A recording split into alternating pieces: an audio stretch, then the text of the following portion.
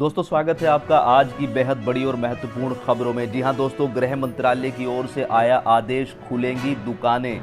इसी के साथ मुख्यमंत्री के आदेश से 10 लाख से भी अधिक परिवारों को मिलने वाली है राहत। जी हां दोस्तों, मजदूरों को बुलाने का प्लान मुख्यमंत्री ने तैयार कर लिया है। इसी के साथ सरकार के द्वारा भेजे गए राशन में डीलर कर रहे हैं धांधलेबाजी, सामने आई करतूतें, हुई बड़ी कार्रवाई। और साथ में ही मुख्यमंत्रियों ने आपस में करी बातचीत, मजदूरों को भेजा जाएगा उनके घर। खबरों में और भी है महत्वपूर्ण जानकारी, कोई भी सूचना दोस्तों आपसे छूट ना जाए, इसलिए वीडियो को बिल्कुल अंत तक जरूर देखें। जी हां दोस्तों, यहां पर आपको बिल्कुल ट्रू और ऑथेंटिक न्यूज मिलती है इस चैनल पर, इसलिए चैनल को सब्सक्राइब जरूर कर लीजिएगा। जो आपको नीचे लाल रंग का सब्सक्राइब का बटन दिख रहा है, आप उसको दबाकर सफेद बना दीजिए। और दोस्तों उसके बराबर में जो घंटी है उसको भी दबा दीजिएगा। इससे क्या होगा कि सरकार के द्वारा अगर कोई भी जानकारी निकल कर आएगी तो वो सबसे पहले आपके पास पहुंच जाएगी। दोस्तों यहां पर बड़ी खबर निकल कर आ रही है गृह मंत्रालय की तरफ से। जी हां दोस्तों, यहां पर लॉकडाउन में दुकानें खोलने के लिए दी है राहत। जी हां दोस्तों, यहां पर 1 महीने से सारी दुकानें बंद थी तो गृह मंत्रालय ने राहत दी है, लेकिन साथ में ही कुछ कंडीशंस भी रखी हैं कि इन नियमों का आपको पालन करना पड़ेगा। जी हां दोस्तों, यहां पर गृह मंत्रालय के निर्देश के बाद देश के कई हिस्सों में स्टेशनरी और इलेक्ट्रॉनिक्स की दुकानें खोली गई हैं। हालांकि मॉल और मल्टी ब्रांड स्टोर को खोलने की इजाजत नहीं मिली है। इसी तरह दिल्ली के भीड़ भाड़ वाले लक्ष्मी नगर इलाके में भी 1 महीने के लॉकडाउन के बाद हार्डवेयर की कुछ दुकानें खोली गई हैं। दोस्तों यहां पर गृह मंत्रालय ने शुक्रवार को आदेश रखते हुए 50% कार्यबल के साथ दुकान और प्रतिष्ठान खोले जा सकते हैं, ये आदेश आया था।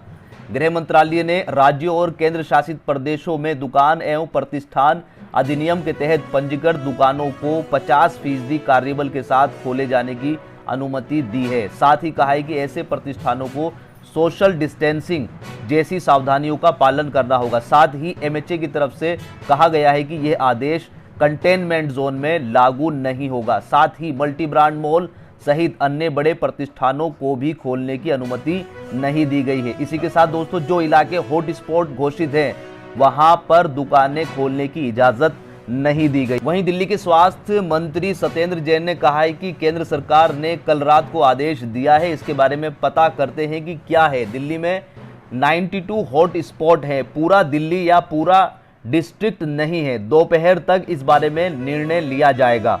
वहीं पर महामंत्री प्रवीण खंडेवाल ने कहा है कि उन्होंने अनेक टीवी चैनलों पर खबर देखी है कि आज से दुकानें खुलने जा रही है, जिसके कारण देश भर के व्यापारी में भ्रम और अफरा तफरी का माहौल बन गया है। केंद्र सरकार द्वारा जारी आदेश में कहीं पर भी नहीं लिखा है कि आदेश आज से प्रभावी होगा। उन्होंने कहा है कि इस संदर्भ में अब देश की सभी राज्य सरकारों को इस विषय में निर्णय लेना होगा और उसी के अनुरूप देश के सभी राज्यों में दुकानें खोली जाएंगी। केंद्र सरकार द्वारा जारी आदेश में ई कॉमर्स को खोले जाने का कोई जिक्र नहीं है।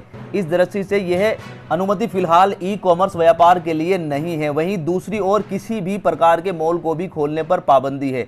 विशुद्ध रूप से केवल व्यापारियों की दुकानें ही खोली जाएंगी। आदेश में यह भी कहा गया है कि खोली गई दुकानों में केवल 50% कर्मचारी ही एक समय में कार्य करते हुए होने चाहिए। इसी के साथ दोस्तों अगली खबर निकल कर आ रही है उत्तर प्रदेश से। जी हां, यहां पर योगी आदित्यनाथ ने बड़ा फैसला लिया है जिससे लगभग 10 लाख से भी अधिक परिवारों को फायदा होने वाला है। तो दोस्तों मैंने आपको कल भी बताया था, रात पर एक वीडियो बनाकर आपको पहुंचाई थी और उस पर लोगों का विश्वास भी नहीं हो रहा था कि क्या योगी आदित्यनाथ जी ने फैसला लिया है कि दूसरे राज्यों में जो उत्तर प्रदेश के मजदूर फंसे हुए हैं उनको अपने राज्य में लाने का प्लान चालू हो गया है।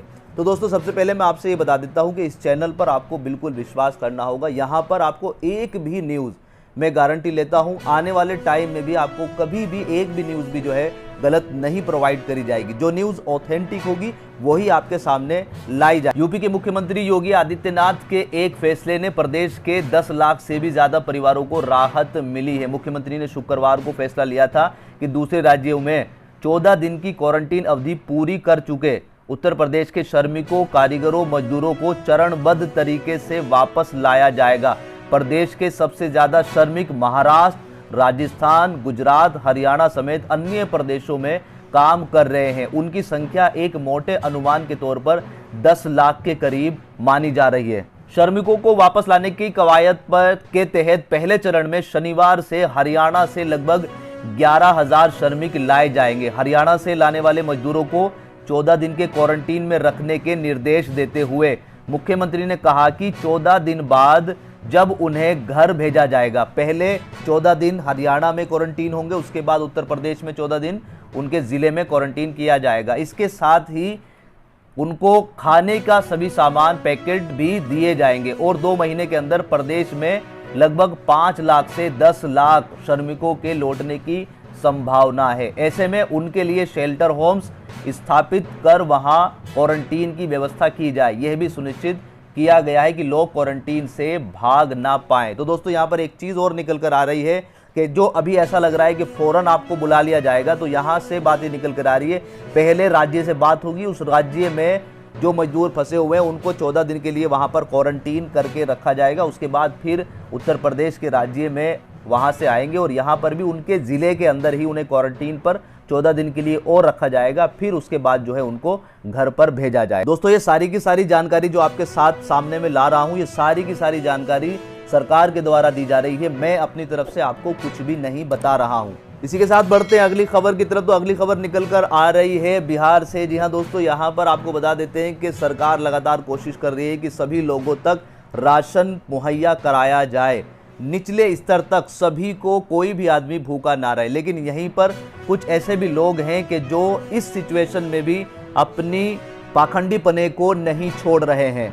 तो दोस्तों बिहार के कई जिलों में, प्रखंडों में जन वितरण प्रणाली की दुकानों की जांच हुई है। लोगों में सही ढंग से राशन का वितरण को लेकर डीएम डॉक्टर चंद्रशेखर सिंह के निर्देश पर कई जिलों में लगातार जांच टीम ने जांच की है। प्रशासन की तरफ से डीपीआरओ कमल सिंह ने कहा है कि जांच रिपोर्ट मिलने के बाद आरोपित डीलरों पर कार्रवाई की जाएगी। बता दें कि इससे पूर्व भी राशन वितरण की शिकायत पर डीएम ने एक साथ सभी प्रखंडों में डीलरों के यहां जांच कराई थी, जिसमें जिस जांच रिपोर्ट के आधार पर एक साथ 35 डीलरों पर कार्रवाई की गई थी। इन सभी के लाइसेंस रद्द कर दिए गए थे। इसके अलावा 2 दर्जन से अधिक डीलरों पर प्राथमिकी भी दर्ज कराई गई थी। इसी के साथ बढ़ते हैं दोस्तों अगली खबर की तरफ। तो ये निकल कर आ रही है मुख्यमंत्रियों की मीटिंग को लेकर। यहाँ पर दोस्तों मुख्यमंत्रियों ने आपस में मीटिंग करना, आपस में बातें करना शुरू कर दिया है कि जो हमारे राज्य में मजदूर फंसे हुए हैं उनकी किस प्लानिंग के साथ जो है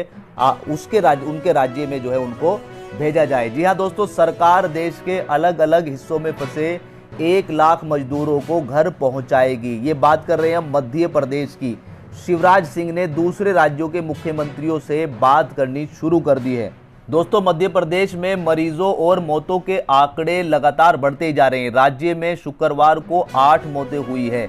राजधानी में अब तक 110 स्वास्थ्य कर्मचारी और 41 पुलिसकर्मी कोरोना से संक्रमित हो गए हैं। स्वास्थ्य विभाग ने आशंका व्यक्त की है कि भोपाल के जहांगीरबाद इलाके में मरीजों की संख्या में और इजाफा हो सकता है। उधर भोपाल के 1000 और इंदौर के 600 सैंपल विशेष विमान से पुडुचेरी भेजे गए हैं। दिल्ली में भी भोपाल के 1700 सैंपल की रिपोर्ट आना बाकी है। इस तरह राज्य के अलग अलग जगहों से लगभग 8,843 सैंपल की जांच रिपोर्ट पेंडिंग है। वहीं पर दोस्तों मध्य प्रदेश के अन्य राज्यों में लगभग 1 लाख से अधिक मजदूर फंसे हैं।